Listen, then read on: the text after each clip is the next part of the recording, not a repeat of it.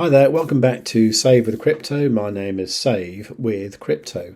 First of all, can you do us a favour? Can you give the video a big fat like, and thank you very much for that. Do make sure you are subscribed as well and you've got the notifications set on all. Okay, so what we're looking at here is TradingView. This is TradingView showing the price of Bitcoin against USD using ByBit as the data source. Okay, so within TradingView, you can have indicators to help you understand trends and a lot more. And you get to these by going here and clicking this thing here.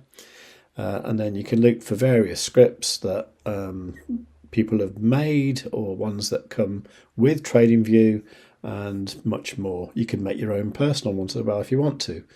Now, if you want to find my one, you just search for SWC, as in Save with Crypto, and you will see here in the community, you will see SWC QR Oscillator.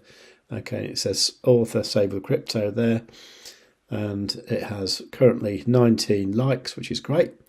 There's a bit of information here as well, you can read about it. So here's an explanation of what it does and how to use it.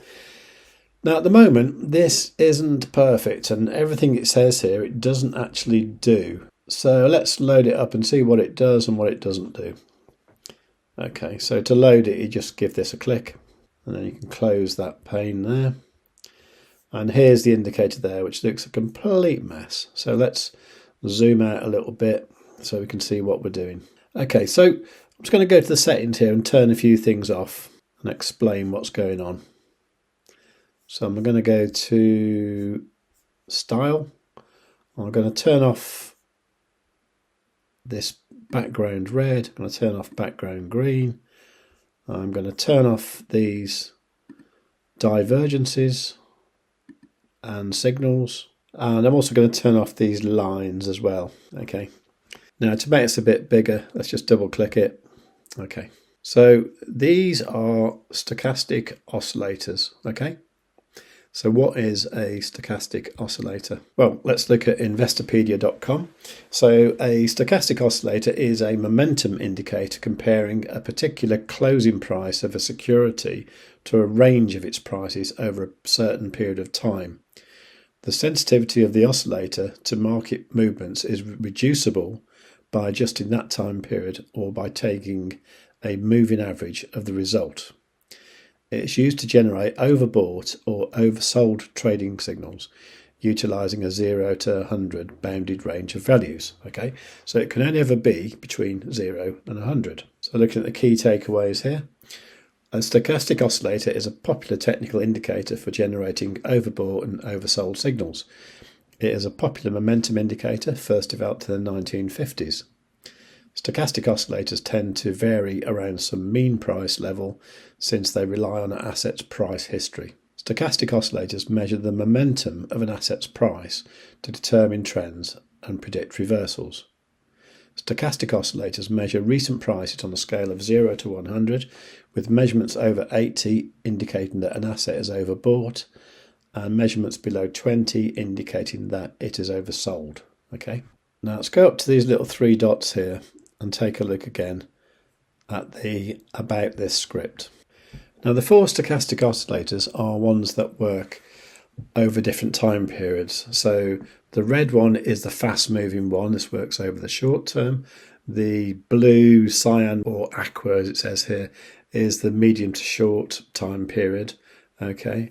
Then there's a yellow one which is medium long, and the fourth one is a green one which looks at a longer period of time and is therefore the slowest moving of the four. Now the idea of the four stochastics comes from this day trading radio channel here. I think this was probably the guy who originally published the script that I started using when it was called Quad Rotation. He seems to have disappeared off the face of the earth and taken his script with him. Luckily I had a chance to copy it first, and because it was open source I started tidying up a little bit, adding things to it, and it is now known as the SWC QR Oscillator, which is a lovely short name that just rolls off the tongue. Anyway, so the idea is you've got these four different stochastics on the same chart. So the idea is that what we're looking for is conditions when the asset is overbought or oversold.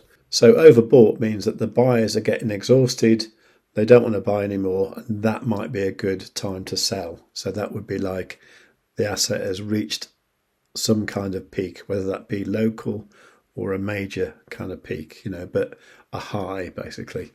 And the opposite, below 20, is when it's oversold. So the sellers are exhausted and there's no more to sell, and that's probably the best time to buy. Okay, so if we're doing derivative trading, then obviously buy is a long, sell is a short. Anything above 90 or below 10, they are extreme positions. So the idea is that a reversal signal happens when you've got multiple stochastics aligning in these regions and they start to curve inwards to the center of the oscillator. And that can indicate that you're looking at a reversal. And that is the power of this oscillator. So we have various ways to display this on the chart. The main things being these red and green backgrounds. When you see them in real life, they tend to look more like lines, but they are actually backgrounds. So the red one will happen when you've got a certain number of stochastics above 80 and they've started to slope down, so they're coming back inwards to the center of the oscillator. And the opposite is when they're all at the bottom, you get a green background when those stochastics are below 20 and they're starting to slope up. So by altering the minimum number of stochastics, we can control that sensitivity. Okay, so let's enable the backgrounds and then see what we can see. So to do that, just go to settings and I need to click that and click that. Okay. Now you see what I mean is the background does actually appear more like a line really. So this one here shows you when all the stochastics were bunched up the top there, and then the green one shows you when they're all bunched up down here. If we look back further in time, you'll see that this happens every now and again. This is looking back over the past week or so. Okay, let's give this a double click so we can see it with the chart. Okay, so did this work? Well, not bad. The red one here indicating the top there, pretty good. The red one here indicating near the top for this one. The red one here, that was pretty good. The green one here was actually okay, although there was only a small pump after that and then it came down again. So the green one here, pretty good. And the green one here, once again, it signified a small bottom, it went up a little bit and then it came back down again. Okay, so that's the 1 hour time frame. Now what really helps is when you look at the extreme conditions, which is when the price is over this 80% line. So to see those, we need to show this one here, the green X, and this one here, the red X. So you can see them on the chart here, these green X's there, and then here's some red ones down the bottom here. Okay. Now to understand how they appear, let's just have a quick look at the settings. And these are the settings for those. Okay. So what it says, for example, in the top one, the green one, is this is bars since above 90. Okay, so that'll be 7 bars in this case. This controls the sensitivity of the ABCD pattern recognition. Lower is more sensitivity and greater gives false positives. Think of this as a shield preventing reversals. This shield only goes away when stochastic 4 curves back below 90. Look for trend continuation here after minor price corrections, but read the tooltip on the right for more info. Okay. The tooltip says, be aware though, price will likely reverse before this shield goes away because stochastic 4 has to curve back below 90 before it stops painting. So look for reversal candles, stochastic 1 or stochastic 2 to start curving at an angle greater than 10 degrees or so. And it also talks about distances from the 9 EMA as well. Okay, we can look at that later, but you get the idea. So that you've got red cross, red cross, red cross, and that kind of means the price is going to go back up soon, but not quite yet. And in fact, it did start going up actually after the first one appeared there. We'll get more into the strategies with these later, but for the moment, I'm just showing you what the actual symbols appear like. Now then, this is the bit where we get onto the bit that doesn't work. This is called super signal down and super signal up, okay? Now, if we look at the information about the indicator, what these are is these super signals. So these are strong buy, strong sell conditions.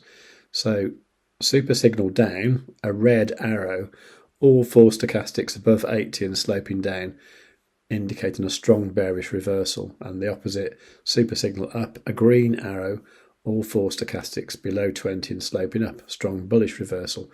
At the moment, these are not working. Now, the reason I know they're not working is because I can't see them. Now, you might think, okay, well, what if that condition has never arisen in the condition that I'm looking at? Well, I can tell you that if you set an alert for this indicator, which you can do by coming to here, clicking alert, selecting the oscillator, then you do have a condition for super down and super up. Now, if you set alerts for those, they do happen, but you can't see them on the chart. Now, I've been looking into the code of this, and I think the problem is somewhere around these lines here, from 115 down to 127. And I can't see what's wrong there myself. So luckily, I spoke to a friend on the phone the other day, a friend I only ever see every few years, and we had a right good chat about this. And it was actually his birthday, and I thought he doesn't want to be looking at code, but we started looking at it, and it was just like old times. It was just like when we used to work together on ASP scripts and things like that. It was great, actually. It was really nice. Anyway, he said that tomorrow he'll give me a call and we'll go through it and see what can be done. So I should be able to get that going soon. And if you want to be notified about that when it's done, please do make sure you are subscribed to this channel and you've got the notifications set on all. Any questions, or if you can help, please do leave a comment down below. Did I say like the video? Well, like the video anyway. And above all, tell your friends. Save with Crypto has to be one of the best YouTube channels that the United States has ever seen. Kamala Harris is not a subscriber, but I am. I have notifications set to all as well. I'd strongly suggest you subscribe to Save with Crypto today. Above all, you should tell your friends. Save with Crypto is not a financial advisor. He just makes ice cream on the internet. If you cannot find someone to do your own research, you must do it yourself, just like I did not.